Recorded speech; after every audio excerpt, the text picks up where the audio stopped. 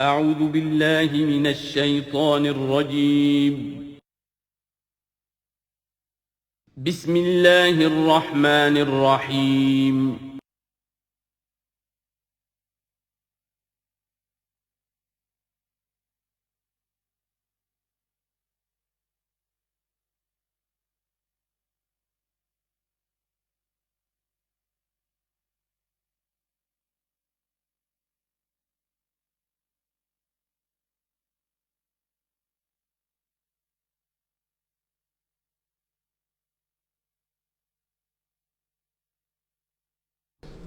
الحمد للہ وکفا والصلاة والسلام علی عباده الذین اصطفى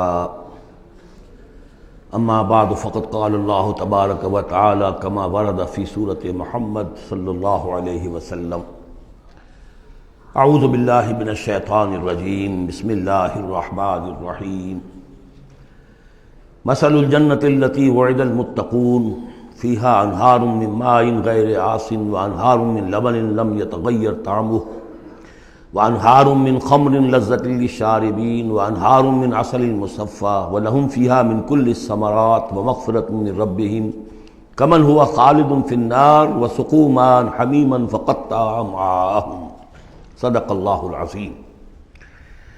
مثال اس جنت کی جس کا وعدہ کیا گیا ہے متقیوں سے، اس میں نہریں ہیں پانی کی جن میں کوئی بو نہیں، اور نہریں ہیں دودھ کی جس کا ذائقہ تبدیل نہیں ہوتا، وانہار من خمر، اور ایسی شراب کی نہریں کہ جو لذت والی ہے پینے والوں کے لیے، وانہار من عسل مصفى، اور نہریں ہیں ایسے شہد کی جس کو صاف کیا جا چکا ہو، جھاگ اتارا جا چکا ہو، وَلَهُمْ فِيهَا مِنْ كُلِّ الثَّمَرَاتِ، اور پھر مزید برآں ان کے لیے ہوں گے وہاں تمام میوے، تمام پھل، وَمَغْفِرَةٌ مِّن رَبِّكُمْ، اور مغفرت ہوگی ان کے رب کی طرف سے۔ بھلا یہ لوگ کمن ہوا خالد فی النار، بھلا وہ لوگ کہ جو ان جنتوں میں ہوں گے ان کے برابر ہو سکتے ہیں وہ کہ جو ہیں آگ میں، جو رہیں گے ہمیشہ آگ میں، وسقوا ماء حمیما، اور انہیں پینے کو دیا جائے گا کھولتا ہوا پانی، فقطع امعاءہم، جو ان کی انتڑیوں کو کاٹ کر رکھ دے گا۔ ومنہم من یستمع الیک، اب یہاں سے جو اصل مضمون اس سورہ مبارکہ کا ہے، جو میں پہلے عرض کر چکا ہوں کہ قتال سے جو طبیعت اب گھبرا رہی تھی کچھ لوگوں کی، خاص طور پر جن کے دلوں میں روک تھا، منافقت تھی، ان کی کیفیت ہے جو اس سورہ مبارکہ میں بڑی تفصیل سے آئے گی۔ وَمِنْهُمْ مَنْ يَسْتَمِعُ إِلَيْكَ، ان میں سے کچھ لوگ ایسے بھی ہیں جو اے نبی آپ کی بات بڑی توجہ سے سنتے ہیں، حتیٰ اذا خرجوا من عندک، یہاں تک کہ جب وہ آپ کے پاس سے نکل کر باہر جاتے ہیں، قالوا للذین اوتوا العلم ماذا قال آنفا، تو وہ کہتے ہیں ان کو کہ جنہیں علم دیا گیا، کیا کہا انہوں نے، اب یہ نئی بات آج کیا کہہ دی انہوں نے۔ یہ اوتوا العلم سے مراد اہل ایمان بھی ہو سکتے ہیں کہ وہ لوگ اہل ایمان میں سے جو لوگ ان میں زیادہ سمجھدار ہیں اور جن کو سمجھتے ہیں کہ زیادہ ان کو اللہ نے فہم عطا فرمایا، ان سے پوچھتے ہیں یہ بات کچھ سمجھ میں نہیں آئی جو آج کہی ہے محمد نے صلی اللہ علیہ وسلم، یا پھر یہ اہل کتاب سے جا کر پوچھتے ہیں جو علم والے جن کو علم پہلے دیا گیا تھا، ماذا قال آنفا، یہ کیا کہہ دیا، یعنی جنگ کے بارے میں جو بھی اب کوئی تجویز ہو رہی ہے، اقدام کا مرحلہ ہے، نکلنا ہے، قریش کے قافلوں کا پیچھا کرنا ہے، ماذا قال آنفا اولئک الذین طبع اللہ علی قلوبہم، یہ وہ لوگ ہیں کہ جن کے دلوں پر اللہ تعالیٰ نے مہر کر دی ہے، واتبعوا اہواءہم، اور یہ اپنی خواہشات کی پیروی کر رہے ہیں، یعنی یہ ہچکچاہٹ جن کے اندر پیدا ہو گئی ہے، در حقیقت یہ نشانی ہے اس بات کی کہ ان کے دلوں میں منافقت پیدا ہو چکی ہے۔ والذین اہتدوا زادہم ھدی، اور جو ہدایت پر ہیں اللہ تعالیٰ نے ان کی ہدایت میں اضافہ کیا ہے، اس نئے مرحلے کے آنے سے ان کے جوش ایمان میں اور ذوق شہادت میں اضافہ ہو گیا ہے۔ وآتاہم تقواہم، اللہ تعالیٰ نے انہیں ان کے تقوی میں اور اضافہ فرمایا ہے۔ فَهَلْ يَنظُرُونَ إِلَّا السَّاعَةَ أَن تَأْتِيَهُم بَغْتَةً، تو یہ کس چیز کے منتظر ہے سوائے قیامت کے کہ وہ آ دھمکے ان پر اچانک۔ فَقَدْ جَاءَ أَشْرَاطُهَا، اس کی علامتیں تو آ چکی ہیں، یعنی قیامت کی سب سے بڑی علامت جو ہے وہ در حقیقت حضور صلی اللہ علیہ وسلم کی بعثت ہے، جو کہ آپ آخری رسول ہیں، اور آپ نے فرمایا بھی ہے کہ بُعِثْتُ أَنَا وَالسَّاعَةُ كَهَاتَيْنِ، دونوں انگلیوں کو آپ نے جوڑا، میں اور قیامت اس طریقے سے جڑے ہوئے، اب میرے بعد کوئی اور نبی نہیں، انا آخر المرسلین وانتم آخر الامم، میں آخری رسول ہوں، تم آخری امت ہو، تو اب آپ کی بات تو قیامت ہی آنی ہے۔ فَأَنَّىٰ لَهُمْ إِذَا جَاءَتْهُمْ ذِكْرَاهُمْ، تو جب وہ آ جائے گی، ان پر دھمک آ جائے گی، آ دھمکے گی، تو پھر اس وقت ان کا یاد کرنا یا نصیحت اخذ کرنا یا سبق حاصل کرنا ان کے کس کام کا ہوگا؟ فَاعْلَمْ أَنَّهُ لَا إِلَٰهَ إِلَّا اللَّهُ وَاسْتَغْفِرْ لِذَنبِكَ، پس جان لو کہ اللہ کے سوا کوئی معبود نہیں، اور اپنی خطاؤں کے لیے اللہ سے استغفار کرو۔ اب یہاں ایک تو یہ ہے کہ یہ بات خطاب کر کے حضور سے کہی جا رہی ہے واحد کے صیغے میں۔ اس حوالے سے ایک تعویل تو یہ ہو سکتی ہے کہ یہ حقیقت میں حضور کی وساطت سے آپ کی امت سے کہی جا رہی ہے، لیکن یہ ہے کہ اس میں علماء نے یہ بات بھی نکالی ہے کہ یہاں حضور مخاطب ہے، اور حضور کی مخاطبت میں یہ پہلو موجود ہے کہ حضور کے گناہ کا معاملہ جو ہے ہم اپنے گناہ پر قیاس نہ کریں۔ حسنات الابرار سیئات المقربین، حضور کی تو جو انٹینسٹی ہوتی تھی تعلق با اللہ کی شدید، اس میں ذرا سی کمی آتی تھی تو آپ اسے بھی سمجھتے تھے کہ بہت بڑی کوتاہی مجھ سے ہو گئی ہے۔ گویا کہ ہمارے لیے تو کہیں بمشکل کبھی اللہ تعالیٰ کی خصوصی عنایت سے طبیعت کے اندر انشراح ہو جائے تو یہ بہت بڑی نعمت ہے، اور حضور کے لیے وہ تو انشراح تو ہر وقت رہتا ہی تھا۔ اگر ذرا سا کہیں کسی مسئلے میں تھوڑی سی اس انشراح کی شدت میں کمی آ جائے تو آپ اسے بہت بڑی اپنی کوتاہی، بڑا گناہ سمجھتے تھے۔ ویسے میری ایک ذاتی رائے بھی ہے، وہ میں اگلی صورت میں آ کر اس بات کو پورے طور سے واضح کروں گا کہ یہاں حضور کی خطا سے مراد یہ ہے کہ جو بھی اس جد و جہد میں کہیں کوئی کوتاہی رہ گئی ہے، اور وہ کوتاہی اگر دوسرے مسلمانوں سے ہوئی ہے، تب بھی جیسا کہ آپ کو معلوم ہے کہ جنگ اگرچہ سب مل کر لڑتے ہیں، سپاہی بھی لڑتا ہے، لیکن یہ کہ صحرا بنتا ہے تو جو کمانڈر ہوتا ہے، سپہ سالار ہوتا ہے، فتح اس کے کھاتے میں جاتی ہے۔ اسی طریقے سے شکست ہو جائے تو شکست کا جو کلنک کا ٹیکہ ہے وہ بھی ظاہر بات ہے کہ سپہ سالار کے ماتھے پر لگے گا، چاہے اس میں غلطی کسی اور کی ہو جائے۔ اس اعتبار سے اگر کہیں کسی سے کوئی کوتاہی ہوئی ہے تو گویا کہ وہ حضور صلی اللہ علیہ وسلم کی جد و جہد ہونے کے اعتبار سے کہ آپ ہی کی قیادت میں ہو رہی ہے، تو اس جد و جہد کے اندر کہیں کوئی کوتاہی یا کمی جو ہے اس کا ذکر ہو رہا ہے۔ وَلِلْمُؤْمِنِينَ وَالْمُؤْمِنَاتِ، اے نبی آپ استغفار کیجئے اپنی خطا، آپ تقصیر کا بھی، اور اہل ایمان مردوں اور عورتوں کے لیے بھی۔ وَاللَّهُ يَعْلَمُ مُتَقَلَّبَكُمْ وَمَثْوَاكُمْ، اللہ خوب جانتا ہے کہاں تمہیں لوٹ کر جانا ہے، بازگشت تمہاری کہاں ہے، اور کہاں تمہارا اصل گھر ہے مستقل، تمہارا ٹھکانہ کہاں ہے، یعنی آخرت، بہشت۔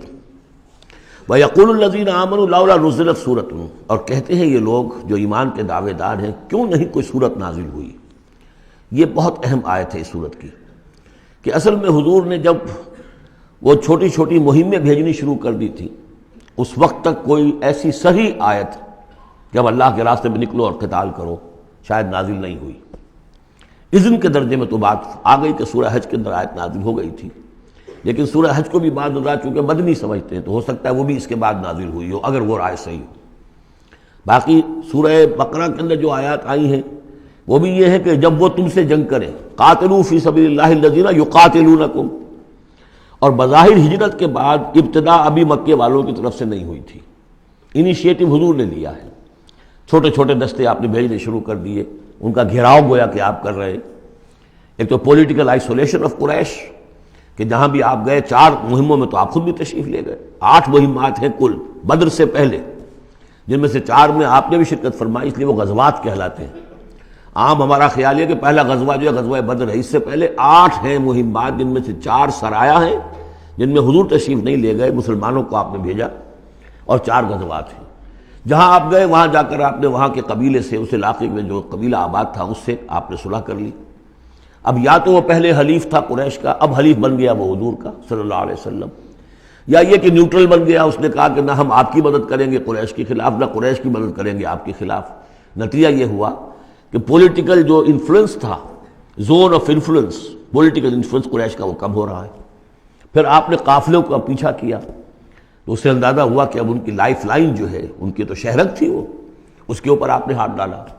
یہ چیزیں چونکہ آپ کی طرف سے ہوئی ہیں، اس وقت تک مکے والوں کی طرف سے جو بھی کچھ انہوں نے کیا، مکے میں ستایا، مارا پیٹا، وہ تھے اپنی جگہ۔ ہجرت کے بعد ان کی طرف سے کوئی اقدام نہیں ہوا۔ اس پر یہ لوگ جو تھے جو ذرا اس جنگ وغیرہ سے اور اس معاملے سے اپرا رہے تھے، تو ان کو ایک دلیل ملی ہوئی تھی، وہ کہتے تھے لولا نزلت سورۃ، کیوں نہیں کوئی سورت نازل ہو جاتی۔ یہ تو محمد صلی اللہ علیہ وسلم نے خود ہی اپنا ایک سلسلہ شروع کر دیا ہے اپنی ذاتی رائے سے۔ ان کا خیال ہوگا جیسے کوئی مہم جو انسان ہوتا ہے، تو شاید اسی طریقے سے اب یہ جو ہے مہم جو انسان بن گئے۔ لولا نزلت سورۃ فاذا انزلت سورۃ محکمۃ، پھر جب ایک محکم صورت نازل کر دی گئی، وذکر فیہا القتال، اور اس میں قتال کا حکم آ گیا۔ رأیت الذین فی قلوبہم مرض، تو اب تم دیکھو گے ان لوگوں کو کہ جن کے دلوں میں روگ ہے، ینظرون الیک نظر المغشی علیہ من الموت، اب آپ کی طرف ایسے دیکھیں گے جیسے وہ شخص دیکھتا ہے جس پر موت کی غشی طاری ہو رہی ہوتی ہے۔ دلیل ان کی ختم ہو گئی۔ اب وہ کہتے تھے کہ آیت اترے، کو قرآن نازل ہو جس سے معلوم ہو کہ اب قتال ہے، یہ اللہ کا حکم ہے۔ اسی لیے اسی آیت میں جو لفظ قتال آیا ہے، اسی کے حوالے سے اس سورت کا نام سورہ قتال بھی ہے۔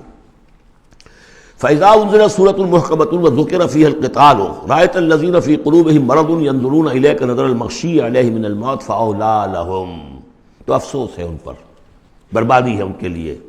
طاعۃ وقول معروف، دیکھو ایمان لائے ہو، ایمان کا دعویٰ کر رہے ہو تو اطاعت لازم ہے تم پر، طاعۃ وقول معروف، ہاں کوئی مشورہ دینا ہے، بھلی بات کہنی ہے، کوئی حرج نہیں ہے، مشورہ دے سکتے ہو، اچھی بات کہہ سکتے ہو، لیکن اطاعت کرنی پڑے گی۔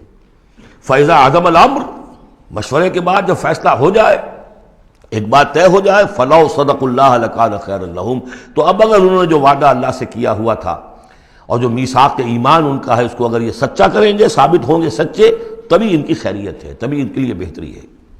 فَهَلْ عَصَيْتُمْ إِن تَوَلَّيْتُمْ أَن تُفْسِدُوا فِي الْأَرْضِ وَتُقَطِّعُوا أَرْحَامَكُمْ، اس آیت کے دو ترجمے کیے گئے ہیں۔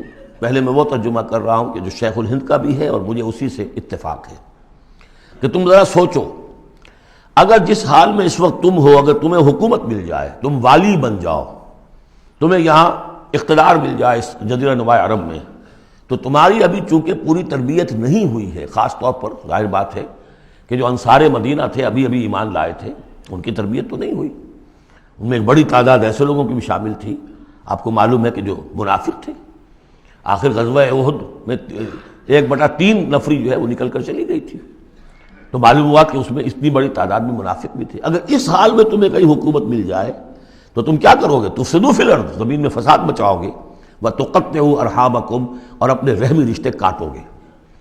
یہ بات سمجھنی چاہیے ان جماعتوں کو بھی کہ جو چاہے اپنے دارشت میں دین کے لیے اقتدار حاصل کرنا چاہتی ہیں، کہ ہم دین کو قائم کرنے کے لیے چاہتے ہیں کہ ہمارا غلبہ ہو، لیکن یہ کہ اگر وہ اپنے کارکنوں کی تربیت پر زور نہیں دیں گے، ان میں خلوص اور اخلاص اور للہیت، خالص اللہ کے لیے جو کرنا ہے اللہ کے لیے اور دین کے احکام کے مطابق، اگر ان جماعتوں کے کارکن جو ہیں وہ اس کی پوری تربیت یافتہ نہیں ہوں گے، تو ہو سکتا ہے کہ بجائے اگر انہیں کہیں اختیار مل جائے تو بجائے کہ اصلاح کے اور فساد ہو جائے۔ اور پہلا فساد تو اس اعتبار سے کہ بہرحال وہ لوگ فاسق اور فاجر تھے، انہوں نے جو فساد مچایا سو مچایا، لیکن اگر دین کے نام پر کہیں فساد مچ جائے تو پھر دین بدنام ہو جائے گا۔ یہ ہے مضمون کہ جو یہاں اس آیت میں آیا ہے کہ ابھی تمہیں امتحانوں میں سے گزرنا پڑے گا، بھٹیوں میں سے نکلو گے تب تم ذرے خالص بنو گے اور کندن بنو گے۔ ایک ترجمہ یہ کیا گیا ہے ان تولیتم، مطلب اگر تم منہ موڑ لو گے، قتال نہیں کرو گے، تو اس کا نتیجہ یہ نکلے گا کہ زمین میں فساد ہوگا اور تم اپنے رحمی رشتے قطع کرو گے۔ لیکن میرے نزدیک پہلا مضمون، یہ ترجمہ میں آپ کو پڑھ کر سنا رہا ہوں، شیخ الہند کا ہے۔ پھر تم سے یہ بھی توقع ہے کہ اگر تم کو حکومت مل جائے تو خرابی ڈالو ملک میں اور قطع کرو اپنی قرابتیں، مجھے اسی سے اتفاق ہے۔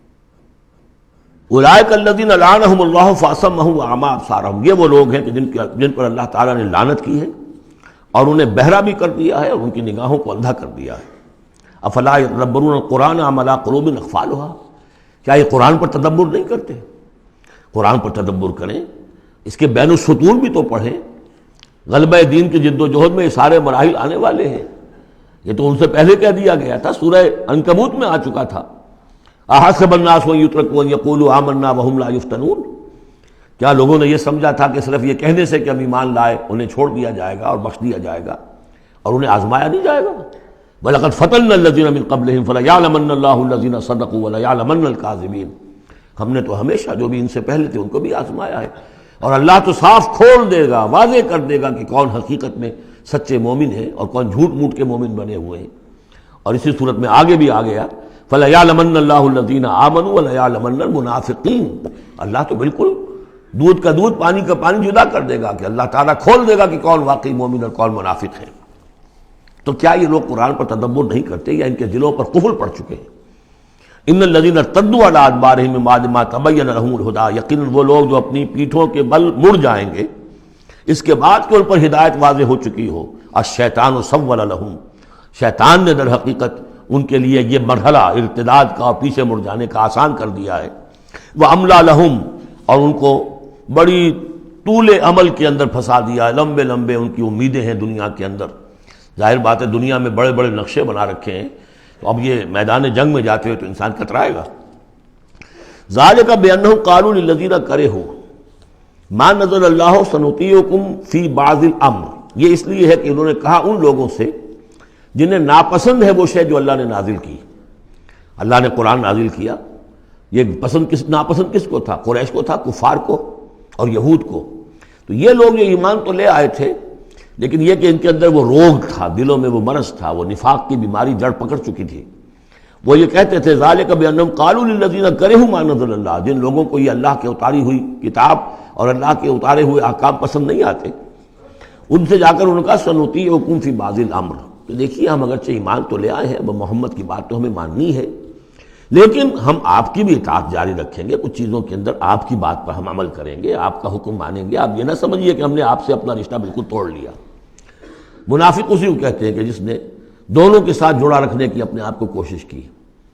مذبذبین بین ذلک لا الہ ہؤلاء ولا الہ ہؤلاء، ان کے پاس جاتے ہیں تو کہتے ہیں، اہل ایمان کے پاس آتے ہیں تو کہتے ہیں ہم ایمان لے آمنا، وَإِذَا خَلَوْا إِلَىٰ شَيَاطِینِهِمْ قَالُوا إِنَّا مَعَكُمْ إِنَّمَا نَحْنُ مُسْتَهْزِئُونَ وَاللَّهُ يَعْلَمُ إِسْرَارَهُمْ، اور اللہ تعالیٰ کو خوب معلوم ہے جو کچھ کی خفیہ باتیں کرتے ہیں جا کر۔ فَكَيْفَ إِذَا تَوَفَّتْهُمُ الْمَلَائِكَةُ يَضْرِبُونَ وُجُوهَهُمْ وَأَدْبَارَهُمْ، تو کیا حال ہوگا ان کا جب کہ ان کی جانیں قبض کریں گے فرشتے، ان کے چہروں پر ضرب لگاتے ہوئے اور ان کی پیٹھوں کے اوپر ضرب لگاتے ہوئے۔ ذَلِكَ بِأَنَّهُمُ اتَّبَعُوا مَا أَسْخَطَ اللَّهُ، یہ اس لیے کہ انہوں نے پیروی اس چیز کی جو اللہ کو ناپسند ہے۔ وَكَرِهُوا رِضْوَانَهُ، اور ناپسند کیا انہوں نے اللہ کی رضا کو۔ فَأَحْبَطَ أَعْمَالَهُمْ، تو اللہ نے ان کے سارے اعمال اکارت کر دیے، حبط کر دیے۔ یعنی اب تک انہوں نے حضور کے پیچھے نمازیں جو پڑھی ہیں اور جو بھی کوئی نیکیاں کی ہیں، اب جب مرحلہ آ گیا ہے قتال کا اور یہ جی چرا رہے ہیں، تو گویا کہ وہ سارے ان کے اب تک کے جو اعمال ہیں وہ حبط ہو جائیں گے۔ ام حسب الذین فی قلوبہم مرض ان لن یخرج اللہ اضغانہم، کیا سمجھا تھا ان لوگوں نے کہ جن کے دلوں میں یہ روگ ہے کہ اللہ تعالیٰ ان کے کھوٹ کو ظاہر نہیں کرے گا؟ وہ اپنے کھوٹ کو اندر جو نفاق کی بیماری لیے پھرتے ہیں اس کو چھپائے رکھ سکیں گے؟ انہوں نے یہ سمجھا تھا، اللہ تعالیٰ نے تو اسے واضح کرنا تھا۔ فَلَيَعْلَمَنَّ اللَّهُ الَّذِينَ آمَنُوا وَلَيَعْلَمَنَّ الْمُنَافِقِينَ، تو ام حسب الذین فی قلوبہم مرض ان لن یخرج اللہ اضغانہم، انہوں نے یہ سمجھا تھا کہ اللہ تعالیٰ ان کے کھوٹ کو، دلوں کے کھوٹ کو علم نشرہ نہیں کر دے گا۔ وَلَوْ نَشَاءُ لَأَرَيْنَاكَهُمْ، اور اگر ہم چاہیں تو اے نبی آپ کو دکھا دیں کہ یہ ہیں وہ لوگ۔ فَلَعَرَفْتَهُمْ بِسِیمَاهُمْ، آپ ان کے چہروں سے انہیں خود ہی پہچان لیں گے۔ ظاہر بات ہے کہ ایک صادق الایمان شخص کا چہرہ اور ایک منافق کا چہرہ، انسان کے قلب کی کیفیت جو ہوتی ہے وہ تو چہرے کے اوپر جو ہے، face is the index of mind, ذہنی کیفیت جو ہے، قلب کی کیفیت جو ہے وہ چہرے پر ہوتی ہے۔ فَلَعَرَفْتَهُمْ، تو آپ پہچان ہی چکے ہیں انہیں ان کے چہروں سے۔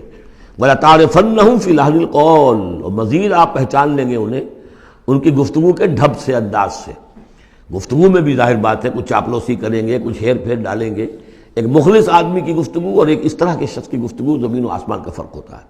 وَاللَّهُ يَعْلَمُ أَعْمَالَكُمْ، اللہ تمہارے اعمال کو خوب جانتا ہے۔ وَلَنَبْلُوَنَّكُمْ حَتَّى نَعْلَمَ الْمُجَاهِدِينَ مِنكُمْ وَالصَّابِرِينَ، اور ہم تو لازماً آزمائیں گے تمہیں، یہاں تک کہ ہم، ترجمہ تو ہوگا ہم معلوم کر لیں، ہمیں علم ہو جائے۔ لیکن چونکہ اہل سنت کا عقیدہ یہ کہ اللہ کا علم تو قدیم ہے، تو یہاں ہم اس کی ترجمانی کرتے ہوئے کہتے ہیں ہم ظاہر کر دیں گے اس کو، تاکہ سب کے علم میں آ جائے، سب دیکھ لیں۔ ہم آزمائیں گے تمہیں یہاں تک کہ سب دیکھ لیں کہ مجاہدین کون ہیں تم میں سے، حتیٰ نعلم المجاہدین منکم والصابرین، اور وہ جو صبر کرنے والے ہیں۔ وَنَبْلُوَ أَخْبَارَكُمْ، اور ہم تمہارے سارے حالات کی پوری طریقے سے تحقیق کر لیں۔ یہ تقریباً سمجھیے کہ وہ آیت جو آئی تھی سورہ بقرہ میں، وَلَنَبْلُوَنَّكُمْ بِشَيْءٍ مِّنَ الْخَوْفِ وَالْجُوعِ وَنَقْصٍ مِّنَ الْأَمْوَالِ وَالْأَنفُسِ وَالثَّمَرَاتِ، ابھی وہاں چونکہ قتال کا حکم نہیں آیا تھا، اس لیے وہاں پر ابھی جنگ کا تذکرہ نہیں تھا۔ یہ تو تھا کہ ہم تمہیں آزمائیں گے بھوک سے اور جان اور مال کے نقصان سے اور ثمرات کے ضیاع سے، لیکن یہاں اسی آیت کو ایک ایکسٹینشن سمجھیے، وَلَنَبْلُوَنَّكُمْ حَتَّىٰ نَعْلَمَ الْمُجَاهِدِينَ مِنكُمْ وَالصَّابِرِينَ، تاکہ ہم دیکھ لیں کون ہیں وہ جو واقعتاً جہاد کرنے والے ہیں، صبر کرنے والے ہیں، اور ان کی پوری طرح جانچ پرکھ کر لیں۔ ان الذين كفروا وصدوا عن سبيل الله وشاقوا الرسول من بعد ما تبين له الهدى لن يضروا الله شيئا، یقیناً وہ لوگ جنہوں نے کفر کیا اور جو روکتے رہے لوگوں کو بھی اللہ کے راستے سے اور اللہ کی اور اس کے رسول کی مخالفت میں سرگرم رہے، زدہ میں پڑ گئے، من بعد ما تبين لهم الهدى، اس کے بعد کہ ان کے لیے ہدایت واضح ہو چکی تھی، لن يضروا الله شيئا، وہ اللہ کا کچھ نہیں بگاڑ سکیں گے، وسيحبط اعمالهم، اللہ تعالیٰ ان کے اعمال کو بھی حبط کر دے گا۔ یعنی اس پہلے ذکر تھا منافقین کا، اب یہاں کفار مکہ کا ذکر ہے۔ ان کے اعمال کیا تھے؟ وہی حاجیوں کی خدمت کرتے تھے۔ اجعلتم سقایۃ الحاج وعمارۃ المسجد الحرام کمن آمن باللہ والیوم الآخر، اور یہ کہ بہرحال اور بھی کچھ دے، کسی نے کھانا کھلا دیا، کسی کو کچھ اور کر دیا، اور پھر یہ کہ جو کچھ انہوں نے جد و جہد کی ہے، انہوں نے بھی مال خرچ کیے ہیں، جنگیں کی ہیں۔ بدر میں آئے تھے تبھی تو بہت سے لوگوں نے کفار نے انفاق کیا تھا، تبھی تو ساز و سامان تیار ہوا تھا، 900 اونٹ لے کر نکلے تھے، روزانہ ایک دن 10 ایک دن 9 اونٹ تو ذبح ہو رہے تھے وہ فوج کو جو کھانا کھلانے کے لیے، تو آخر لوگوں نے کنٹریبیوٹ کیا تھا، تو یہ سارے اعمال ان کے اکارت چلے گئے۔ یا ایھا الذین آمنوا اطیعوا اللہ واطیعوا الرسول ولا تبطلوا اعمالکم، اے اہل ایمان اللہ کی اطاعت کرو اور اس کے رسول کی اطاعت کرو، لا تبطلوا اعمال، اپنے اعمال ضائع نہ کرا بیٹھنا۔ یعنی اب تک اگر تم نے کچھ اعمال کیے ہیں، کوئی محنت بھی کی ہے، کچھ انفاق بھی کیا ہے، کچھ اور جد و جہد کی ہے، لیکن اب جو یہ مرحلہ نیا آ گیا ہے، اس کو یوں سمجھیے اب امر حال یہ ہے، اللہ کا اس کے رسول کا جس وقت جو حکم ہے اس وقت اس کو ماننا ہوگا۔ اب حکم یہ ہے، لہذا اگر اس میں تم نے کہیں پیٹھ دکھا دی تو تم اپنے سارے سابقہ اعمال کو باطل کرا لو گے۔ ان الذین کفروا وصدوا عن سبیل اللہ ثم ماتوا وهم کفار فلن یغفر اللہ لهم، یقیناً وہ لوگ کہ جنہوں نے کفر کیا اور اللہ کے راستے سے وہ روکتے رہے اور یا رکے رہے، یہ دونوں جیسے میں نے عرض کیا کہ صدا یا صدو جو ہے یہ فعل لازم بھی ہے، فعل متعدی بھی ہے۔ ثم ماتوا وهم کفار، اور وہ مر گئے اسی حال میں کہ وہ کافر تھے، فلن یغفر اللہ لهم، تو ایسے لوگوں کو اللہ تعالیٰ ہرگز نہیں بخشے گا۔ فلا تہنوا، تو اے مسلمانوں تم ڈھیلے نہ پڑو، بودے پن کا مظاہرہ نہ کرو، وتدعوا الی السلم، سیدھا سلم میں، اور تم جو اب یہ کہہ رہے ہو صلح کی بات ہونی چاہیے اور سلامتی کی بات ہونی چاہیے اور خام خواہ کی لڑائی جھگڑا جو ہے اس سے کیا حاصل ہے، یہ جو تم کر رہے ہو یہ نہ کرو۔ فلا تہنوا وتدعوا الی السلم، بلکہ اب جو مرحلہ آ گیا ہے اب تو سرفروشی کا مرحلہ آ گیا ہے، وانتم الاعلون، اور گھبراؤ نہیں، تم ہی سب سے اونچے رہو گے، سربلند رہو گے، غالب ہوگے۔ واللہ معکم، اللہ تمہارے ساتھ ہے، اس کی مدد تمہارے شامل حال ہے۔ ولن یترکم اعمالکم، اللہ تعالیٰ تمہارے اعمال ضائع نہیں کرے گا۔ انما الحیات الدنیا لعب و لہو، یہ دنیا کی زندگی تو کھیل ہے اور کچھ جی کا بہلانا ہے، اس کے سوا کیا ہے؟ آخرت کے مقابلے میں تو یہ دھوکے کا سامان ہے، دھوکے کی ٹٹی ہے۔ وما الحیات الدنیا الا متاع الغرور وان تؤمنوا وتتقوا یؤتکم اجورکم، اگر تم ایمان لاؤ، ایمان پر قائم رہو اور اپنے رب کا تقوی اختیار کیے رکھو، اللہ تعالیٰ تمہیں دے گا تمہارے بدلے، تمہارے اجر۔ ولا یسألکم اموالکم، اور وہ تم سے تمہارے مال نہیں مانگتا، مطلب یہ کہ سارے مال نہیں مانگتا یا تم سے زبردستی مال نہیں مانگتا۔ دیکھیے دونوں چیز ذہن میں رکھیے، اللہ مال تو مانگتا ہے، من ذا الذی یقرض اللہ قرضا حسنا، کون ہے جو اللہ کو قرض حسنا دیتا ہے؟ کتنی مرتبہ کہا اللہ کی راہ میں انفاق کرو، اللہ کی راہ میں انفاق کرو۔ سورہ بقرہ میں ہم پڑھ چکے ہیں، انفقوا فی سبیل اللہ ولا تلقوا بایدیکم الی التہلکہ، اللہ کی راہ میں خرچ کرو، لگا دو، اپنے آپ کو اپنے ہاتھوں ہلاکت میں مت ڈالو۔ یہ اللہ کا مال مانگنا تو ہے، لیکن ایک تو یہ کہ جبر نہیں کیا۔ یہ کمال ہے محمد رسول اللہ صلی اللہ علیہ وسلم کا، اتنی عظیم انقلابی جد و جہد۔ کبھی آپ نے نہیں کہا کہ ایمرجنسی ہے لہذا اب سب کا مال ضبط، فلاں کا مال ضبط، کچھ نہیں۔ جو بھی تشویق ہے، ترغیب ہے، لیکن جس نے دیا اپنی مرضی سے دیا، سوائے ایک جنگ کے نفیر عام بھی نہیں تھی، تشویق ہے، ترغیب ہے۔ حرض المؤمنین علی القتال، نکلو اللہ کی راہ میں، شہادت جو ہے اس کو اپنا مقصود سمجھو، شہادت ہے مطلوب و مقصود مومن، جبر نہیں کیا۔ یہ کمال ہے میرے نزدیک۔ ویسے تو کمال ہر پہلو سے ہے، لیکن یہ نکتہ بھی ذہن میں رکھیے کہ کہیں بھی کسی صورتحال میں جبر کا معاملہ نہیں آیا۔ تو اللہ تعالیٰ تم سے جبرن نہیں مانگتا یا کل کے کل مال نہیں مانگتا۔ ان یسألکموہا، اگر وہ تم سے مانگے تمہارے سارے مال فیحفکم، اور تم پر سختی کرے اور تنگی کرے، تبخلوا، تم بخل سے کام لوگے، ویخرج اضغانکم، اور اللہ ظاہر کر دے گا پھر تمہارے اندر کے کھوٹ کو، جو تمہارا کھوٹ اندر ہے وہ زبانوں پر آ جائے گا، جیسا کہ غزوہ احزاب کے موقع پر آ گیا کہ ما وعدنا اللہ ورسولہ الا غرورا، منافقین نے یہ بات کہہ دی کھلم کھلا کہ اللہ اور اس کے رسول نے تو ہمیں دھوکہ دیا، سب باغ دکھائے۔ ہاں انتم ہؤلاء تدعون لتنفقوا فی سبیل اللہ، تمہیں بلایا جا رہا ہے، ترغیب دی جا رہی ہے، تمہیں تشویق کی جا رہی ہے کہ تم اللہ کی راہ میں خرچ کرو، لتنفقوا فی سبیل اللہ، فمنکم من یبخل، تم میں سے کوئی وہ بھی ہے جو بخل سے کام لیتے ہیں، ومن یبخل فانما یبخل عن نفسہ، جو کوئی بخل سے کام لے رہا ہے وہ بخل اپنے آپ سے کر رہا ہے، وہ اپنے وہ فائدے چھوڑ رہا ہے کہ جو انفاق سے اسے ملیں گے۔ ایک کے 700 ملتے ہوں تو اگر نہیں دے رہے آپ ایک تو کس کا گھاٹا کیا؟ اپنا نقصان کیا نا، تو وہ تو اپنی جان سے ہی نفس کا جو ہے بخل کر رہا ہے۔ واللہ الغنی وانتم الفقراء، اور اللہ تعالیٰ تو غنی ہے، یہ تو تمہارے امتحان کے لیے مانگ رہا ہے تم سے، اللہ کو قرض دو، اللہ تعالیٰ تم سے صدقات بھی قبول کر لیتا ہے، وَيَقْبَلُ الصَّدَقَاتِ، صدقات قبول کر لیتا ہے، یہ اللہ تعالیٰ کی طرف سے تمہارے لیے تمہارا اعزاز ہے، اکرام ہے۔ واللہ الغنی، حالانکہ وہ غنی ہے، وَأَنْتُمُ الْفُقَرَاءُ، اور محتاج اصل میں تم ہو۔ وَإِن تَتَوَلَّوْا، یہ آیت بڑی فیصلہ کن ہے، ان تتولوا، اگر تم پیٹھ پھیر لوگے، یستبدل قوما غیرکم، تو تمہیں ہٹا کر کسی اور قوم کو لے آئے گا، ثم لا یکونوا امثالکم، پھر وہ تمہاری طرح کے نہیں ہوں گے۔ اب یہ ہو سکتا ہے کہ اس کا اطلاق جو ہے اس وقت کے کچھ لوگوں پر بھی ہوا ہو کہ جنہوں نے منافقت کی بنا پر پیٹھ موڑ لی، اللہ نے اپنے نبی کے لیے ان سے زیادہ جو ہے جانثار قسم کے اہل ایمان جو ہے وہ فراہم کر دیے۔ لیکن یہی آیت جو ہے اس اعتبار سے کہ حضور کی بعثت اصلی، بعثت خصوصی امیین کے لیے تھی، بنی اسماعیل اور عرب کے مشرکین جو ان کے تابع تھے، ان کے لیے یہ کہ یہ بات ان سے کہی جا رہی ہے کہ اب تمہیں سے امت بنی ہے، امت مسلمہ کن سے بنی ہے؟ اس کا نیوکلیس اہل عرب، وہی امت عرب کے لوگ۔ اگر یہ مشن جو تمہارے حوالے ہوا ہے، کذالک جعلناکم امۃ وسطا لتکونوا شہداء علی الناس ویکون الرسول علیکم شہیدا، اگر تم نے اس مشن سے منہ موڑ لیا تو اللہ تمہیں ہٹائے گا، معزول کر دے گا، کسی اور قوم کو لے آئے گا۔ چنانچہ میرے نزدیک اس آیت کا ظہور ہوا ہے بتمام و کمال 13ویں صدی عیسوی میں، جبکہ اللہ تعالیٰ نے عربوں کو امت مسلمہ کی قیادت سے معزول کر دیا۔ 1258 عیسوی میں سقوط بغداد ہوا، ہلاکو کے ہاتھوں جو مسلمانوں پر تاتاریوں کے ہاتھوں بیتی ہے، کروڑوں مسلمان قتل ہوئے اس وقت، معمولی نہیں۔ اور آخری خلیفہ بنو عباس کا، اس کو کھینچ کر محل سے گھسیٹ کر باہر نکالا گیا، جانور کی ایک کھال میں لپیٹ کر تاتاریوں نے اپنے گھوڑوں کے سموں تلے اسے کچل دیا۔ وہ گویا کہ عربوں کا معزول ہونا تھا امت مسلمہ کی قیادت سے۔ اس کے بعد کچھ عرصہ گزرا ہے، لیکن پھر اللہ نے وہ ایک معجزہ دکھایا کہ انہی تاتاریوں میں سے کتنی قومیں ایمان لے آئیں۔ ہے آیا فتنہ تاتار کے افسانے سے، پاسماں مل گئے کعبے کو صنم خانے سے۔ پھر وہی تاتاری تھے جن میں سے ترکان تیموری نکل آئے، ترکان صفوی نکل آئے، ترکان سلجوقی ان سے بھی پہلے آ چکے تھے، اور ترکان عثمانی، پھر گریٹ آٹومان امپائر، پھر خلافت بھی اللہ نے پھر وہاں منتقل کر دی۔ 400 برس کا خلافت جو ہے وہ بھی ترکان عثمانی کے پاس رہی۔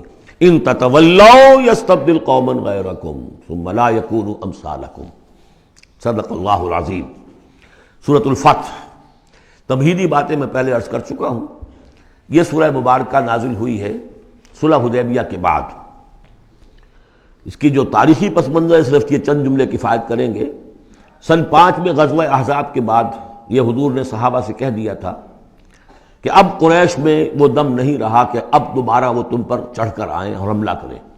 لن تغزوکم قریش بعد عامکم ھذا ولکنکم تغزونہم، اب انیشیٹو تمہاری طرف سے ہوگا۔ وہ انیشیٹو حضور نے لیا ہے سن 6 میں۔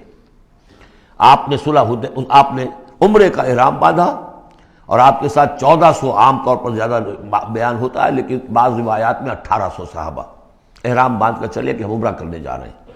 یہ گویا کہ ایک ٹیسٹ تھا کہ اب قریش کرتے کیا ہیں۔ آپ احرام کے لیے اپنی منزل بمنزل کرتے ہوئے پہنچ گئے حدیبیہ تک، وہی جگہ جہاں پر کہ پھر صلح ہوئی۔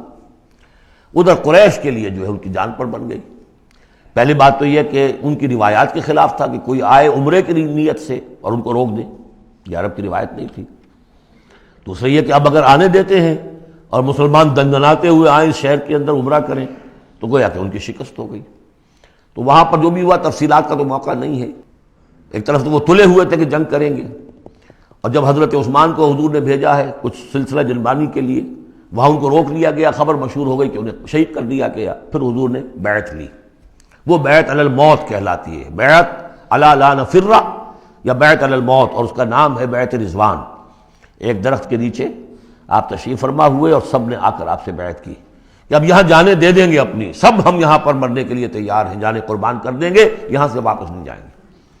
جب وہاں یہ خبریں پہنچی اور انہوں نے کچھ اور اندازہ کر لیا تھا کہ یہ تو بڑے سرفرے لوگ معلوم ہو رہے ہیں، ان میں سے کوئی جو ہے بھاگنے والا نظر نہیں آتا یہاں سے، تو پھر یہ ہے کہ وہ مجبور ہو گئے کہ اب کچھ صلح کریں۔ پھر صلح ہوئی، صلح حدیبیہ، لیکن وہ بڑی ان ایکول صلح تھی، اس میں مسلمانوں کے لیے ہیوملیشن تھی، اس لیے کہ یہ طے کر لیا گیا اس میں کہ اگر کوئی مسلمان مدینے سے واپس آئے مکے تو اسے مکے والے واپس نہیں کریں گے، لیکن اگر کوئی مکے سے مدینے جائے گا تو واپس کرنا ہوگا۔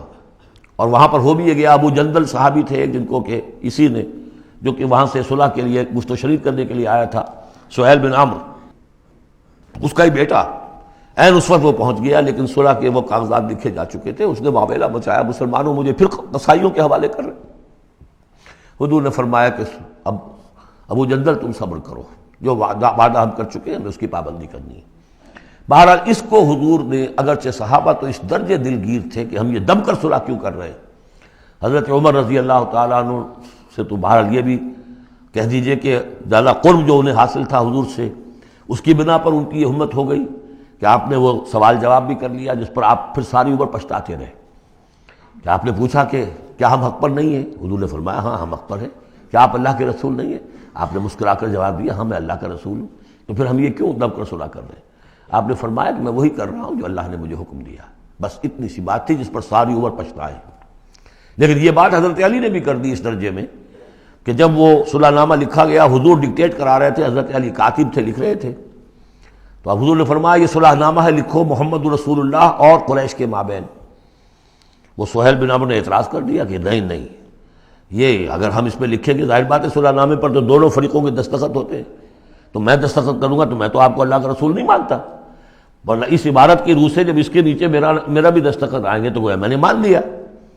تو حضور نے اس پر بھی مسکرا کر کہا کہ تم مانو نہ مانو میں اللہ کا رسول ہوں، لیکن اے علی مٹا دو یہ رسول اللہ کے لفظ، مٹا دو، وہاں سے لکھ دو یہ معاہدہ ہے محمد ابن عبداللہ اور قریش کے مابین۔ حضرت علی نے کہا کہ حضور یہ میں نہیں کر سکتا، میں اپنے ہاتھ سے آپ کے نام کے ساتھ لکھے ہوئے الفاظ، اب دیکھیے اگرچہ حکم تو یہ ہے کہ الامر فوق الادب، لیکن یہ کہ یہ جو بھی کچھ ہوا ہے تو یہ ہوا غیرت دینی، حمیت دینی کی وجہ سے۔ حضرت علی نے بھی کیا، حضرت عمر نے بھی کیا، دونوں کے طرز عمل میں کوئی فرق نہیں۔ لیکن بہرحال اس کے بعد جو ہے صلح ہوئی ہے، اور مسلمانوں کے دل اگرچہ اس پہ بہت ہی رنجیدہ تھے، اور یہ بات بھی بڑی عجیب تھی کہ وہیں احرام کھول دیے گئے، وہیں قربانی کے جانور جو ہیں، تو اب اس پر جو ہے یہ آیت سورت اتری ہے، اور پہلا لفظ یہ ہے انا فتحنا لک فتحا مبینا، مسلمانوں کی دلجوئی کے لیے کہ تم جسے سمجھ رہے ہو کہ دب کر صلح کی ہے، حقیقت حال کے اعتبار سے تو اے محمد ہم نے آپ کو بڑی روشن فتح عطا فرمائی۔ آج ہم اسے انٹرپریٹ کر سکتے ہیں روشن فتح کس اعتبار سے کہ ٹریٹی کے معنی یہ ہے کہ مصالحت یا صلح ہوتی ہے دو فریقوں کے درمیان جو ایک دوسرے کو ریکگنائز کریں۔ اس کا مطلب یہ ہے کہ قریش نے ریکگنائز کر لیا that Muhammad is a power to reckon with، اور یہ بہت بڑی بات ہے، قریش نے تسلیم کیا، اور تسلیم کرنا جو ہے یہ اللہ تعالیٰ کی طرف سے فتح عظیم ہے۔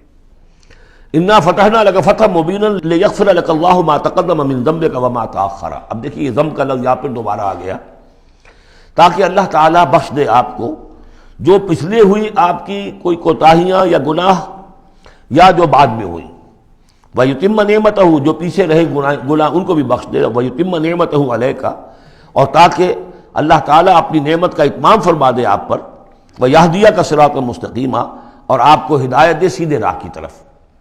اب یہ ہے پھر ایک اشکال پیدا ہوتا ہے کہ حضور صلی اللہ علیہ وسلم تو پہلے ہی سیدھی راہ پر ہیں، پھر یہ کہ تمام اہل ایمان حضور کے ساتھ سیدھی راہ پر چلے آ رہے ہیں، اور سیدھی راہ پر چلتے ہوئے اب اہل ایمان کو بھی، حضرت ابوبکر کو بھی آپ کے ساتھ چلتے ہوئے کتنے برس ہو گئے؟ 18 برس ہو گئے، تو اب ان کے معنی کیا ہو گئے؟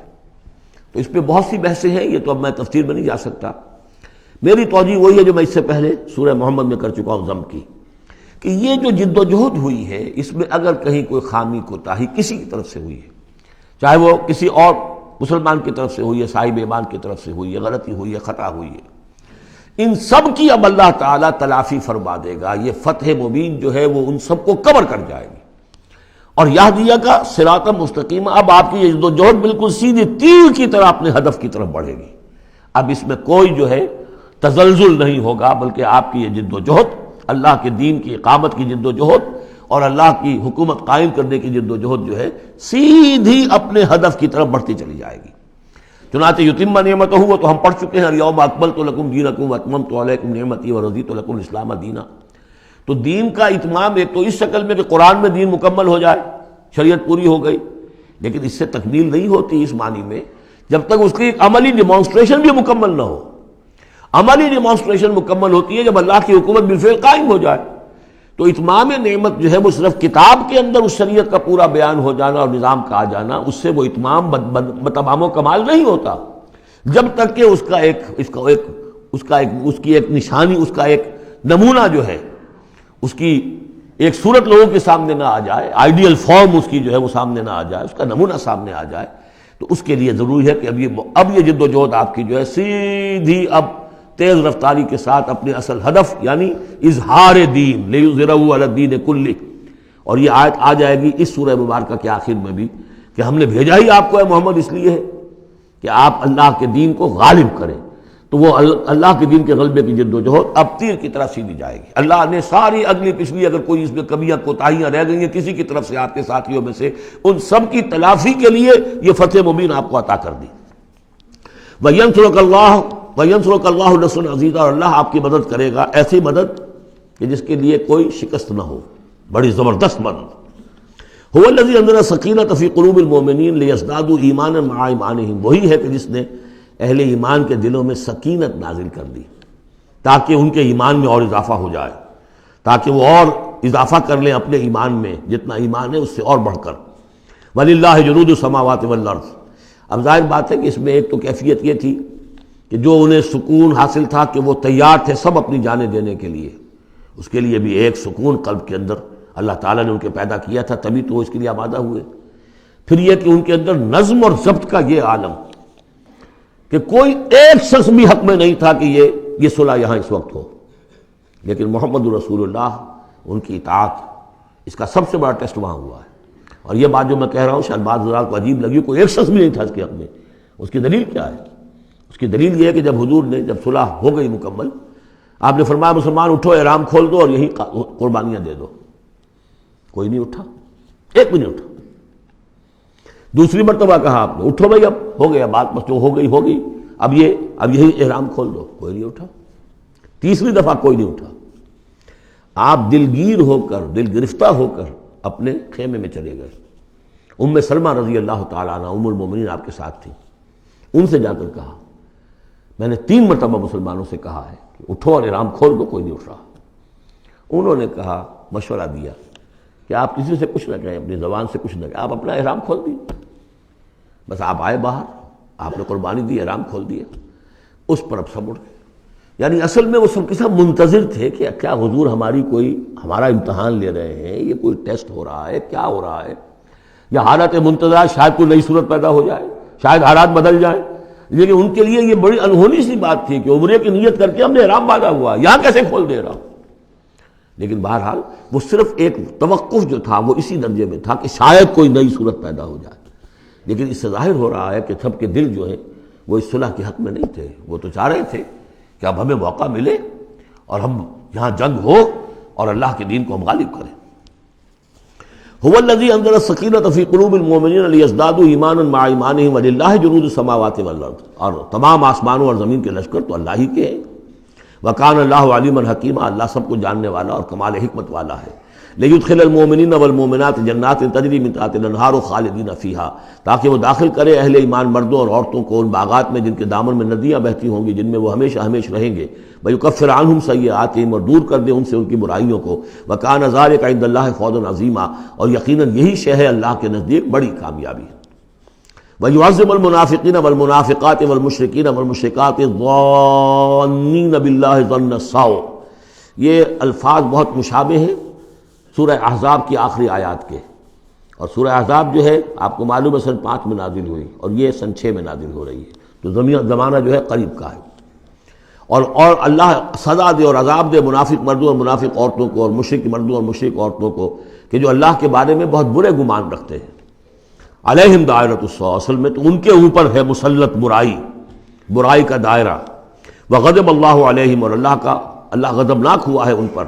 ولعنہم، اللہ نے ان پر لعنت فرمائی ہے۔ وعد لہم جہنم، اور ان کے لیے تیار کیا ہوا جہنم کو، وساعت مصیرا، اور وہ بہت بری جگہ ہے لوٹنے کی۔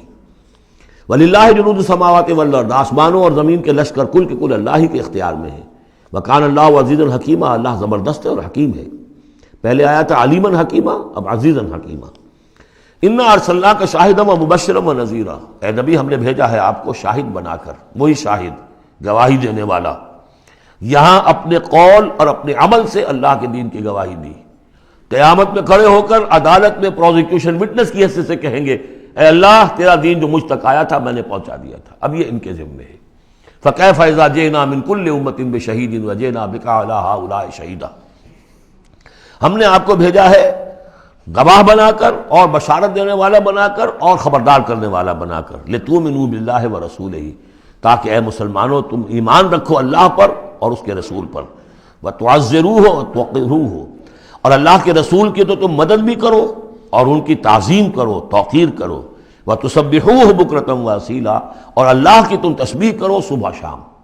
یہاں دیکھیے اس آیت میں لتؤمنوا باللہ ورسولہ، اللہ اور اس کے رسول دونوں پر ایمان رکھو، پھر رسول کے لیے وتعزروہ وتوقروہ، اور اللہ کے لیے وتسبحوہ بکرۃ واصیلا، اس کی تسبیح بیان کرو صبح شام۔ ان الذین یبایعونک انما یبایعون اللہ، یقیناً وہ لوگ جو اے نبی آپ سے بیعت کر رہے ہیں وہ حقیقت میں اللہ سے بیعت کر رہے ہیں۔ ید اللہ فوق ایدیہم، اللہ کا ہاتھ ان کے ہاتھوں کے اوپر ہے۔ فمن نکث فانما ینکث الی نفسہ، تو جو کوئی بھی اس بیعت کی خلاف ورزی کرے گا، اس کو توڑے گا، اس کا سارا وبال اسی کے اوپر ہوگا۔ ومن اوفی بما عاہد علیہ اللہ، اور جو پورا کر دے گا اس معاہدے کو جو اللہ سے کر رہا ہے، فسیؤتیہ اجرا عظیما، تو اللہ تعالیٰ اسے اجر عظیم عطا فرمائے گا۔ اس آیت کو اچھی طرح سمجھ لیجئے اور اس کا تعلق جوڑ لیجئے جو سورہ توبہ کی آیت نمبر 111 تھی۔ ان اللہ اشتری من المؤمنین انفسهم واموالهم بان لهم الجنہ یقاتلون فی سبیل اللہ فیقتلون ویقتلون وعدا علیہ حقا فی التوراۃ والانجیل والقرآن ومن اوفی بعہدہ من اللہ فاستبشروا ببیعکم الذی بایعتم بہ، اللہ نے اہل ایمان سے ان کی جانیں اور مال خرید لی ہے جنت کے عوض۔ یہ جو خرید و فروخت ہو گئی ہے یہ بیع ہو گئی ہے، بیع و شرع ہو گئی ہے۔ فاستبشروا ببیعکم الذی بایعتم بہ، خوشیاں مناؤ، جشن مناؤ اس بیعت پر، اس بیع پر، اس سودے پر جو تم نے کیا ہے، اس سے بہتر سودا کوئی نہیں۔ اچھا یہ بیع تو ہوئی بندے اور اللہ کے مابین۔ فرض کیجئے میں بیعت کر رہا ہوں، اے اللہ میں اپنی جان مال تیرے حوالے کرتا ہوں، لیکن اللہ کے اور میرے درمیان تو غیب کا پردہ ہے۔ یہ کیسے، کس کو دوں یہ جان اور مال، کس کے حکم پر دوں، کس کے کہنے پر دوں، کہاں مال خرچ کروں؟ ظاہر بات ہے کہ اس کے لیے کوئی انسان، اب وہ انسان اس وقت ہے محمد الرسول اللہ صلی اللہ علیہ وسلم، بیع اللہ سے، بیعت محمد سے۔ محمد اللہ کے رسول ہیں، وہ بتائیں گے کہ اس طرح مال خرچ کرو، اس طرح جان لگاؤ، یہ وقت آ گیا ہے جان لے کر میدان میں آ جاؤ، جان ہتھیلی برکھ کو میدان میں آ جاؤ۔ لہذا جو بیع اللہ سے ہوئی ہے، ان اللہ اشتری من المؤمنین انفسهم واموالهم بان لهم الجنہ، اس کے لیے بیعت محمد الرسول اللہ سے ہو رہی ہے۔ اور یہ عرب میں رواج تھا کہ جب وہ کوئی سودا کرتے تھے پھر وہ مصافحہ کرتے تھے، ہاتھ ملاتے تھے، ہاتھ جب ملا لیا اب وہ جو سودا ہے پکا ہو گیا، اب پیچھے نہیں جا سکتے آپ۔ جب تک مصافحہ نہیں ہوتا اس وقت تک آدمی کوئی اس میں تبدیلی کر سکتا ہے، لیکن مسافہ جو ہے وہ پختگی کے لیے۔ لہذا یہ بیعت اب محمد رسول اللہ سے ہو رہی ہے کہ ہم نے جو جان اللہ اور اپنی مال جو اللہ کے حوالے کی ہے اسے ہم خرچ کریں گے آپ کے کہنے کے مطابق، جو آپ حکم دیں گے، آپ کی مرضی ہے، آپ ہم سے جب چاہیں یہ جان اور مال حاصل ہے، جب چاہیں وصول فرما لیں۔ یہ بیعت ہے جو ہوئی ہے محمد رسول اللہ سے۔ اچھا، اس میں جو یہ فرمایا، چونکہ یہ تین فریق ہو گئے، اللہ، بیعت کرنے والا اور جس کے ہاتھ پر بیعت کی گئی، لہذا یہ ٹرائی پارٹائٹ ایگریمنٹ ہے، تین فریق ہیں اس کے۔ ایک وہ ہے حضور کا ہاتھ جس پر بیعت کرنے والے کا ہاتھ آ گیا، اللہ نے فرمایا ایک تیسرا ہاتھ بھی ہے، وہ تمہیں نظر نہیں آ رہا، ید اللہ فوق ایدیہم، اللہ کا ہاتھ ان کے ہاتھوں کے اوپر ہے۔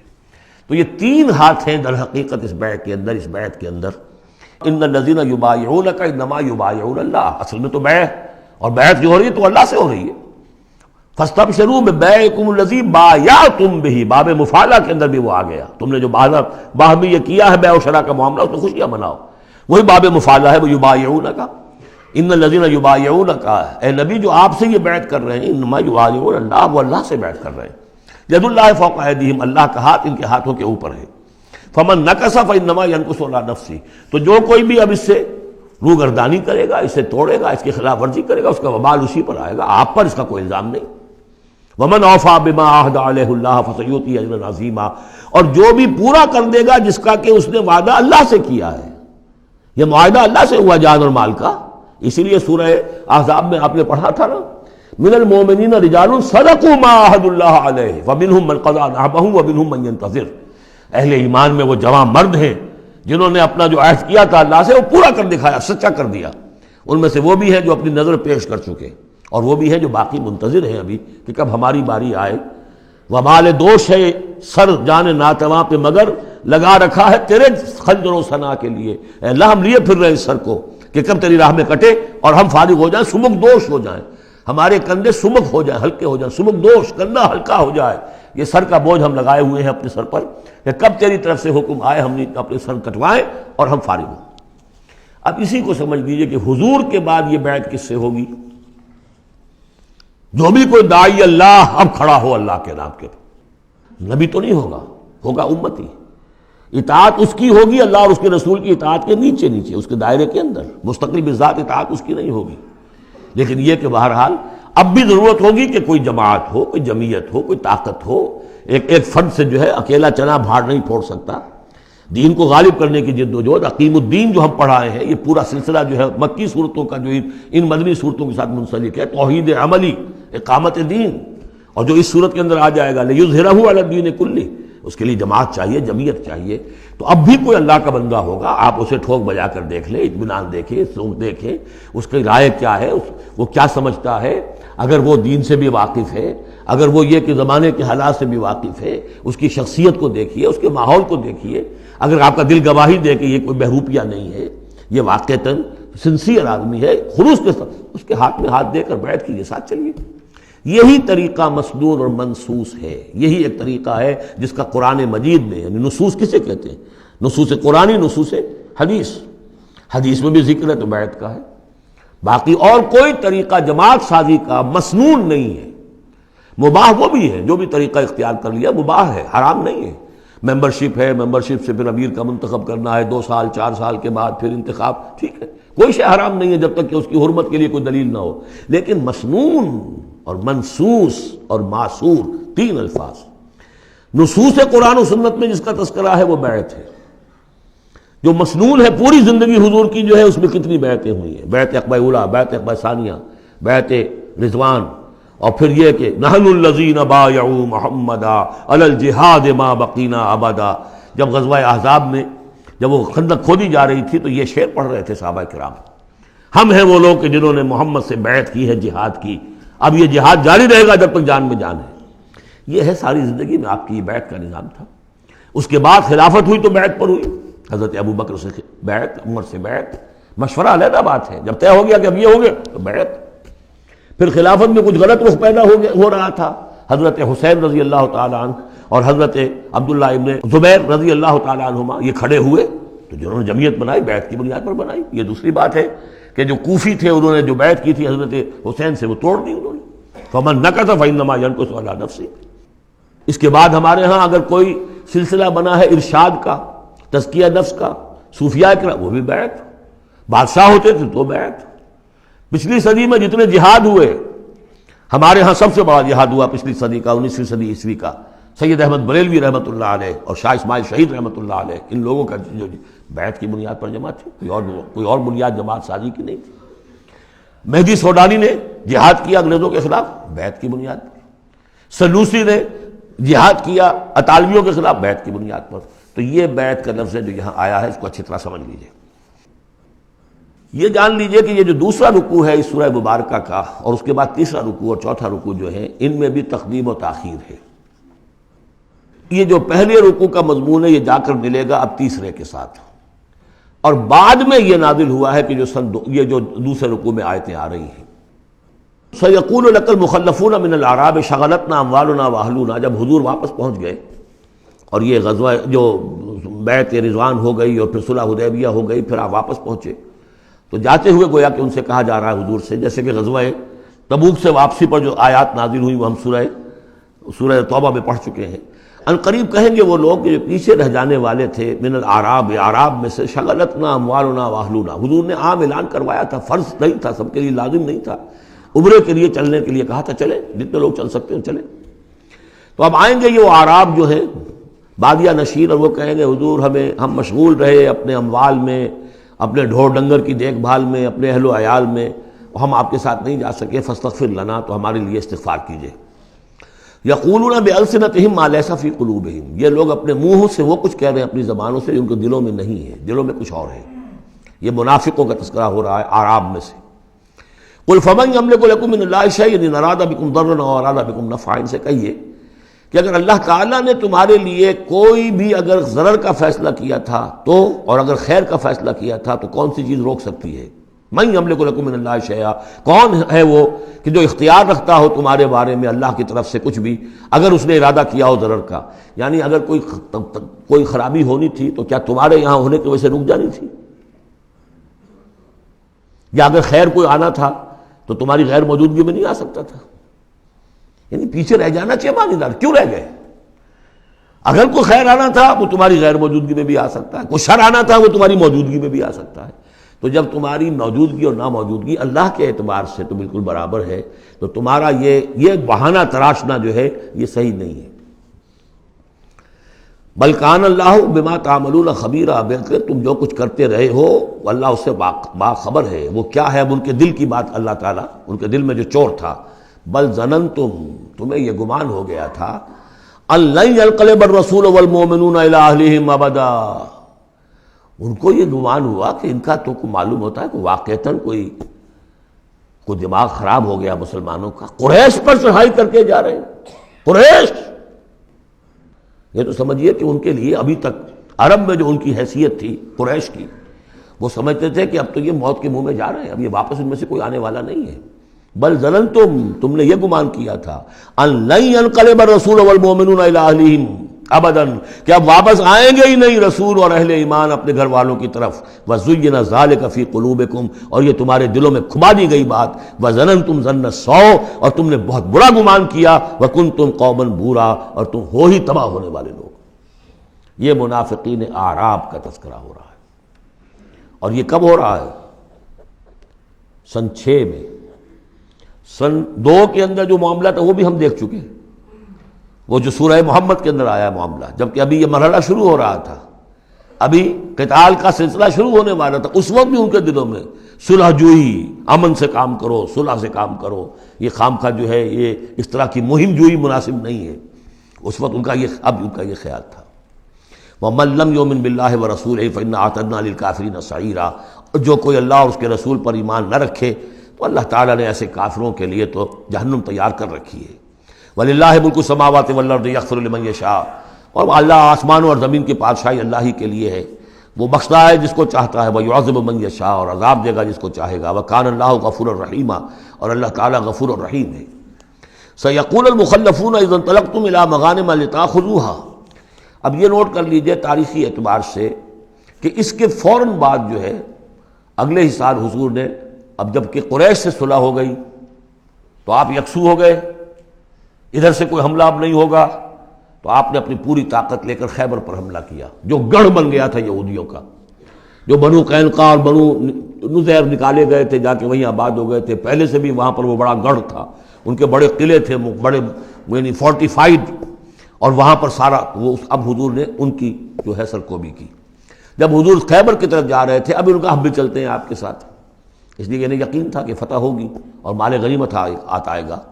سیقول المخلفون اذا انطلقتم الى مغانم، اور اے مسلمانوں جب تم اب جاؤ گے غنیمت حاصل کرنے کے لیے، یعنی اب جو غزوہ خیبر کی طرف جو پیش قدمی کرو گے، تو یہی لوگ جو پہلے پیچھے رہ گئے تھے وہ یہ کہیں گے ضرونا نتبعکم، ہم بھی آپ کے ساتھ چلیں، اجازت دیجیے۔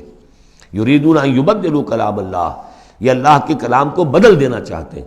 وہ اللہ کا کلام اگلے رکوع میں آ رہا ہے کہ ان کے بارے میں طے کر دیا گیا تھا کہ جو لوگ اس صلح حدیبیہ کے موقع پر نہیں گئے ہیں ساتھ حضور کے، اب ان کو کسی بھی دوسری نیکسٹ جنگ کے اندر شمولیت کی اجازت نہیں ہوگی۔ وہ آگے آ رہا ہے، اس لیے اس کے سمجھنے میں تھوڑی سی دقت ہوتی ہے، لیکن سمجھ لیجئے کہ وہ آگے ہے، اسی لیے تقدیم و تاخیر کی میں نے بات آپ سے کی تھی۔ یریدون ان یبدلوا کلام اللہ، یہ چاہتے ہیں کہ اللہ کے کلام کو تبدیل کر دیں، اللہ کے حکم کو بدل دیں۔ قل لن تتبعونا، کہہ دیجئے کہ نہیں اب تم ہمارے ساتھ نہیں جاؤ گے۔ کذالکم قال اللہ من قبل، یہ بات اللہ تعالیٰ پہلے ہی کہہ چکا ہے پہلے، اور اس صورت میں آ رہا ہے ذرا بعد میں۔ فسیقولون بل تحسدوننا، وہ کہیں گے یہ تو آپ لوگ حسد کر رہے ہیں ہم سے، آپ ہمیں ساتھ نہیں لے جانا چاہتے، جبکہ ہمیں اندازہ ہے کہ وہاں پہ غنیمتیں ملیں گی۔ بل کانوا لا یفقہون الا قلیلا، حقیقت یہ ہے کہ یہ فہم ہی نہیں رکھتے، تفقہ ہی نہیں رکھتے مگر بہت ہی تھوڑی۔ قل للمخلفین من الاعراب، یہ جو لوگ رہ گئے تھے پیچھے، یہ بدو لوگ، ان سے کہہ دیجئے ستدعون الی قوم اولی باس شدید، ان قریب پھر تمہیں بلایا جائے گا ایک ایسی قوم کی طرف، ایسے قوم کے مقابلے کی طرف جو بڑی طاقت والی ہوگی۔ تو قاتلونہم او یسلمون، یا تم ان سے قتال کرو گے یا وہ مسلمان ہوں گے اور یا وہ اطاعت قبول کریں گے۔ اس سے ہے اشارہ در حقیقت جو نیا سلسلہ جنگوں کا اب شروع ہونے والا تھا، اور وہ تھا سلطنت روما کے خلاف غزوہ موطا۔ اب اندرون ملک عرب کا معاملہ جو تھا وہ ختم ہوا، اب تو اصل جو معاملہ پیش آنا ہے وہ انقلاب محمدی کا بین الاقوامی مرحلہ ہے، تصدیر الانقلاب، انقلاب کو اب آگے ایکسپورٹ کرنا ہے، اور اب ٹکراؤ ہونے والا ہے جس کی پیشگی خبر دی جا رہی ہے سلطنت روما کے ساتھ، جہاں سٹینڈنگ آرمیز تھی لاکھوں کی، یہ رومن لیجنز مشہور ہیں تاریخ کے اندر، غرق آہن اور ٹرینڈ۔ تو تمہیں بلایا جائے گا اس وقت، پھر تمہیں ایک موقع دے دیا جائے گا، ستدعون الی قوم اولی باس شدید تقاتلونہم او یسلمون، اور یہ اصل میں تین چیزیں آ گئیں وہی کہ اب جو بھی اس عرب سے باہر جو معاملہ ہوا ہے، یا تو وہ اسلام لے آئیں یا وہ اطاعت قبول کر لیں، یہ دونوں یسلمون میں شکلیں ہو جائیں گی، اطاعت قبول کر لیں یا اسلام لے آئیں، یا پھر جنگ ہوگی۔ فَإِن تُطِيعُوا يُؤْتِكُمُ اللَّهُ أَجْرًا حَسَنًا، اگر اس وقت تم اطاعت کرو گے اللہ کے رسول کی، ان کے ساتھ جاؤ گے تو اللہ تعالیٰ جو ہے تمہیں اجر حسنہ دے گا۔ وَإِن تَتَوَلَّوْا كَمَا تَوَلَّيْتُم مِّن قَبْلُ، اور اگر تمہیں اسی طرح پیٹھ دکھا دی جیسے کہ پہلے پیٹھ دکھائی تھی، يُعَذِّبْكُمْ عَذَابًا أَلِيمًا، تو اللہ تعالیٰ عذاب علیم دے گا تمہیں۔ لَيْسَ عَلَى الْأَعْمَىٰ حَرَجٌ، ہاں اگر کوئی اندھا ہے تو اس پر کوئی الزام نہیں ہے، کوئی تنگی نہیں ہے، وہ اگر نہیں گیا کوئی بات نہیں۔ وَلَا عَلَى الْأَعْرَجِ حَرَجٌ، نہ کوئی لنگڑا ہے تو اس کے لیے بھی نہیں ہے۔ وَلَا عَلَى الْمَرِيضِ حَرَجٌ، اسی طریقے سے کوئی بیمار ہے تو اس پر بھی کوئی اس کی باس پرس نہیں ہے۔ وَمَن يُطِعِ اللَّهَ وَرَسُولَهُ يُدْخِلْهُ جَنَّاتٍ تَجْرِی مِن تَحْتِهَا الْأَنْہَارُ، اور جو اللہ تعالیٰ اور اس کے رسول کی اطاعت کرے گا اللہ تعالیٰ اس کو داخل کرے گا ان باغات میں جن کے دامن میں ندیاں بہتی ہوں گی۔ وَمَن يَتَوَلَّى، اور جو کوئی پلٹ جائے پیٹھ موڑ لے، يُعَذِّبْهُ عَذَابًا أَلِيمًا، اللہ تعالیٰ اسے عذاب علیم دردناک عذاب دے گا۔ اب اس کے بعد یہ پہلے رکوع والا مضمون جو بیعت کا مضمون چل رہا تھا، وہی بیعت کا مضمون اب آگے یہاں چل رہا ہے۔ یہ بیچ والا جو ہے دوسرے رکوع کا مضمون یہ اس کے بعد کا تھا، پہلے آ گیا ہے۔ وہاں جو فرمایا تھا کہ ان الذین یبایعونک انما یبایعون اللہ، اب آگے چلیے، لقد رضی اللہ عن المؤمنین اذ یبایعونک تحت الشجرہ، اللہ راضی ہو گیا ان اہل ایمان سے جو آپ سے بیعت کر رہے تھے درخت کے نیچے۔ فعلم ما فی قلوبہم، تو اللہ تعالیٰ کے علم میں ہے جو کچھ ان کے دلوں میں تھا، اور اس وقت ذوق شہادت اور جوش جہاد تھا، ابھی وہ صلح کی بات تو ہوئی نہیں، وہ تو بیعت کر کے ہونے کی بات ہوئی ہے۔ فانزل السکینۃ علیہم، اللہ نے ان پر سکینت، سکون، اطمینان نازل کر دیا۔ واصابہم فتحا قریبا، اور انہیں فتح دے دی بہت قریب، وہ فتح قریب وہی ہے، انا فتحنا لک فتحا مبینا، اس صلح کو کہا گیا کہ فوری طور پر انہیں فتح مل گئی۔ ومغانم کثیرۃ یاخذونہا، اور بہت سی غنیمتیں ہیں جو وہ اور جو لیں گے حاصل کریں گے. وکان اللہ عزیزا حکیما، اور اللہ تعالیٰ زبردست ہے، حکمت والا. وعدکم اللہ مغانم کثیرۃ تاخذونہا، اے مسلمانوں اللہ کا تم سے وعدہ ہے بہت سی غنیمتیں تمہیں ملیں گی. فعجل لکم ہذہ، تو یہ تو تمہیں نقد دے دی ہے، فوری طور پر دے دی ہے یہ فتح جو تمہیں مل گئی ہے. وکف ایدی الناس عنکم، اور اللہ تعالیٰ نے روک لیا لوگوں کے ہاتھوں کو تم سے. لتکون آیۃ للمؤمنین، تاکہ یہ اہل ایمان کے لیے ایک نشانی بن جائے. وَيَهْدِيَكُمْ صِرَاطًا مُسْتَقِيمًا، اور اللہ تعالیٰ تمہاری رہنمائی فرمائے سیدھے راستے کی طرف. یعنی اب تمہاری جد و جہد جو ہے وہ تیر کی طرح سیدھی کامیابی کے آخری مراحل تک پہنچ جائے. بارک اللہ لی ولکم فی القرآن العظیم ونفعنی وإیاکم بالآیات والذکر الحکیم.